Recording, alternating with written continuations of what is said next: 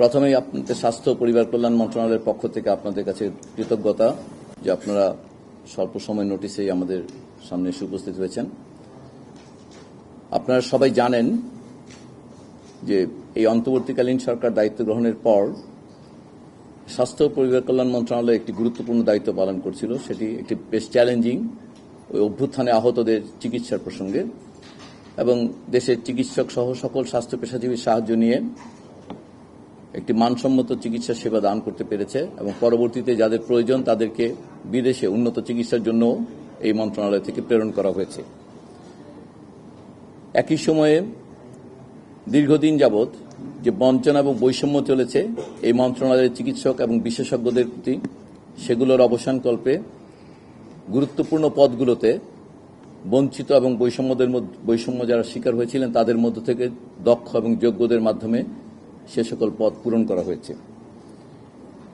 আপনারা জানেন প্রায় ৭,৫০০ পদোন্নতিযোগ্য বিশেষজ্ঞ বাংলাদেশের স্বাস্থ্য সেবা কাঠামোতে ছিল, যাদের পদের অভাবে পদোন্নতি দেওয়া হয়নি এবং তাদের বিরুদ্ধে তাদের প্রতি বৈষম্য করা হয়েছিল।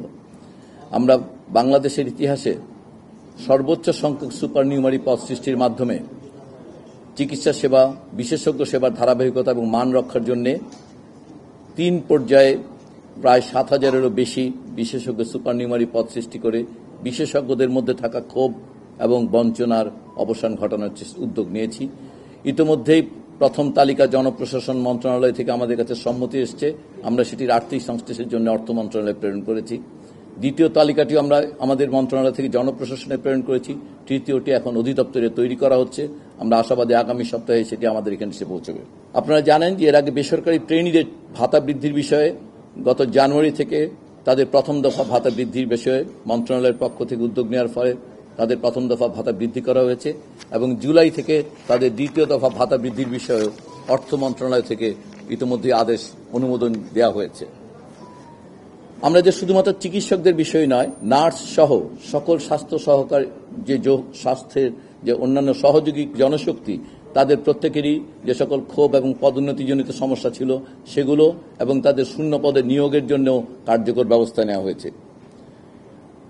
সবচেয়ে গুরুত্বপূর্ণ একটি ব্যাপার, গত ২৬ বছর যাবৎ স্বাস্থ্য খাতে আপনারা হয়তো অনেকেই পরিচিত যে সেক্টর ওয়াইড প্ল্যান নামে একটি আসলে অপারেশনাল প্ল্যান ভিত্তিক একটি ব্যবস্থাপনায় বাংলাদেশের স্বাস্থ্য কাঠামো চলছিল।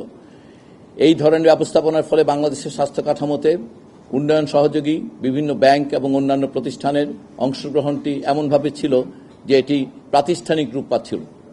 অতএব আমরা ২৬ বছর ধরে চলাই স্বাস্থ্য ব্যবস্থাপনায় একটা মৌলিক পরিবর্তন আনার পরিকল্পনা করেছি এবং ট্রানজিট প্ল্যান হিসেবে আমরা ২৬ সালের জুন মাসের মধ্যে পুরো স্বাস্থ্য ব্যবস্থাপনাটি রাষ্ট্রীয় নিয়ন্ত্রণাধীন এবং একটি প্রাতিষ্ঠানিক চেহারা দেওয়ার পরিকল্পনা করেছি।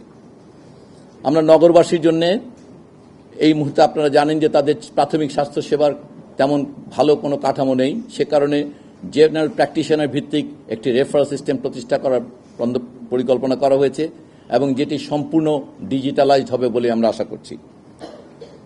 বাংলাদেশের সবচেয়ে প্রশংসিত খাত ওষুধ, কিন্তু এই ওষুধ খাতের অর্জনগুলোকে হেলথ বেনিফিট, মানুষের স্বাস্থ্য সুবিধায় অনুদিত করার জন্য যে সকল বাধা আছে সেগুলো অপসারণের জন্য আমাদের মন্ত্রণালয় থেকে উদ্যোগ নেওয়া হয়েছে।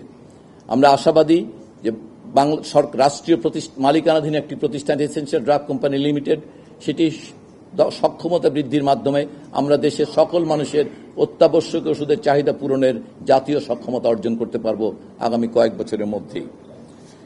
আপনারা জানেন যে আমরা স্বাস্থ্য ঝুঁকি বিবেচনায় ই সিগারেট নিষিদ্ধ করেছি এবং টোবাকো আইন সংশোধনের জন্য উদ্যোগ নিয়েছি এবং আমরা আশাবাদী যে আমরা টোবাকো আইনের পর্যাপ্ত সংশোধনের মাধ্যমে সাধারণ মানুষের স্বাস্থ্য ঝুঁকি কমানোর কার্যকর ব্যবস্থা গ্রহণ করতে পারব। এমনিতে আপনারা সাধারণভাবে স্বাস্থ্য খাতের সকল বিষয়াদি সম্পর্কে অবগত, অতএব আপনারা জানেন যে এই কাজগুলো অনেক বেশি চ্যালেঞ্জিং এবং এর পাশাপাশি স্বাস্থ্য জনশক্তির যে ক্ষোভ বঞ্চনা সেগুলোর অবসান করাও জরুরি।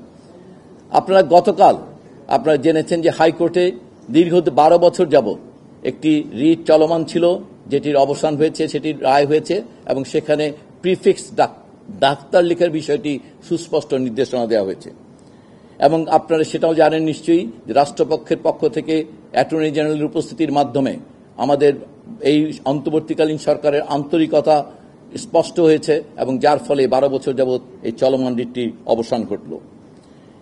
এছাড়া একটি সাধারণ চিকিৎসকদের পক্ষ থেকে এই রায়ের প্রেক্ষিতে একটি এক্সপেকটেশন এসছে যে রেজিস্টার্ড চিকিৎসক অর্থাৎ এমবিবিএস বিডিএস ছাড়া অন্য কেউ স্বাধীনভাবে প্রাইভেট প্র্যাকটিস করতে পারবেন না। এই বিষয়টি আমরা পূর্ণ রায় পাওয়ার জন্য অপেক্ষা করছি। পূর্ণ রায় পাওয়ার পরে এটা আমরা আইনি পরামর্শ করে কাদের মাধ্যমে কি ভাষায় প্রজ্ঞাপন জারি করতে হবে সেটি আমরা নির্দিষ্ট করব।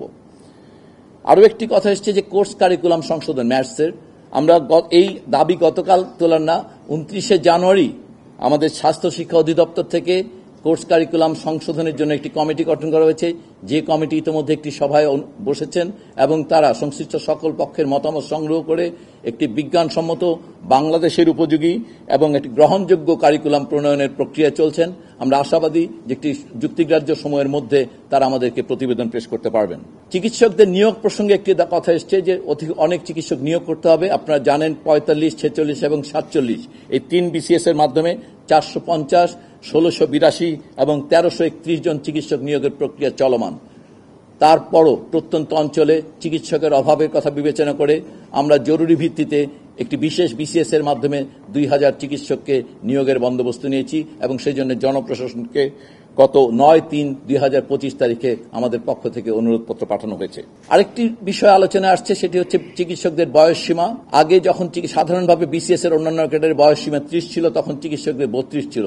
আপনারা জানেন কিছুদিন আগে তাদের বয়সসীমা সাধারণভাবে সব ক্যাডারের 32 করা হলেও দুর্ভাগ্যজনকভাবে চিকিৎসকদের বয়সসীমাটি বাড়ানো হয়নি।